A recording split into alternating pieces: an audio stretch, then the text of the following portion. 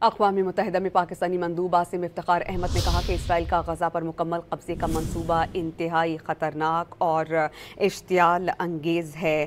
سلامتی کونسل اجلاس میں خطاب کرتے ہوئے انہوں نے کہا کہ قبضے کا منصوبہ دو ریاستی حل پر حملے کے مترادف ہے۔ غزہ کی صورتحال خوفناک ہے۔ غزہ میں نسل کشی روکنے کے لیے مشترکہ کوششیں کرنی چاہیے۔ پاکستان عرب لیگ اور OIC کے بیان کی حمایت کرتا ہے۔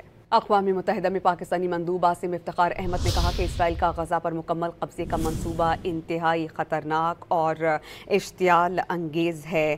سلامتی کونسل اجلاس میں خطاب کرتے ہوئے انہوں نے کہا کہ قبضے کا منصوبہ دو ریاستی حل پر حملے کے مترادف ہے۔ غزہ کی صورتحال خوفناک ہے۔ غزہ میں نسل کشی روکنے کے لیے مشترکہ کوششیں کرنی چاہیے۔ پاکستان عرب لیگ اور OIC کے بیان کی حمایت کرتا ہے۔ اقوام متحدہ میں پاکستانی مندوب عاصم افتخار احمد نے کہا کہ اسرائیل کا غزہ پر مکمل قبضے کا منصوبہ انتہائی خطرناک اور اشتعال انگیز ہے۔